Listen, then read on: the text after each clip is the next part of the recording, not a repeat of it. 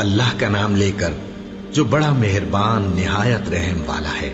میں روز قیامت کی قسم کھاتا ہوں اور نفس لوامہ کی قسم کھاتا ہوں کہ سب لوگ اٹھا کر کھڑے کیے جائیں گے۔ کیا انسان یہ خیال کرتا ہے کہ ہم اس کی بکھری ہوئی ہڈیاں اکٹھی نہیں کریں گے؟ ضرور کریں گے، اور ہم اس بات پر قادر ہیں کہ اس کی پور پور درست کر دیں۔ مگر انسان چاہتا ہے کہ آئندہ بھی خود سری کرتا چلا جائے، پوچھتا ہے کہ قیامت کا دن کب ہوگا۔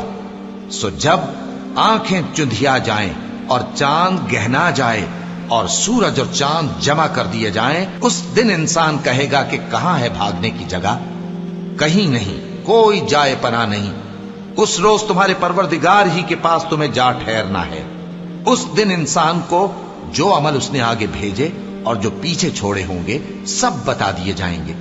بلکہ انسان آپ اپنا گواہ ہے، اگرچہ عذر و معذرت کرتا رہے۔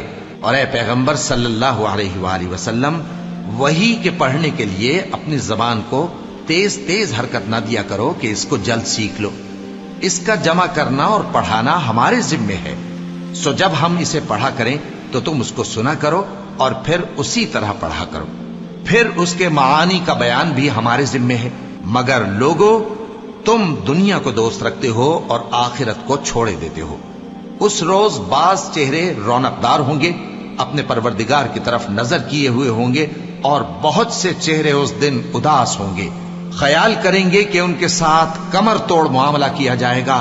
ہاں، جب جان گلے تک پہنچ جائے اور لوگ کہنے لگیں اس وقت کون جھاڑ پھونک کرنے والا ہے، اور اس جاں بلب نے سمجھا کہ اب جدائی کا وقت ہے اور پنڈلی سے پنڈلی لپٹ جائے، اس دن تجھ کو اپنے پروردگار کی طرف کھینچے چلے چلنا ہے۔ پھر ایسے مغرور نے نہ تو پیغمبر صلی اللہ علیہ وآلہ وسلم کو سچا جانا اور نہ نماز پڑھی، لیکن جھٹلایا اور منہ پھیر لیا، پھر اپنے گھر والوں کے پاس اکڑتا ہوا چل دیا۔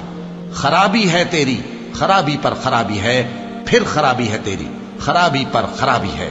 کیا انسان یہ خیال کرتا ہے کہ اسے یوں ہی چھوڑ دیا جائے گا؟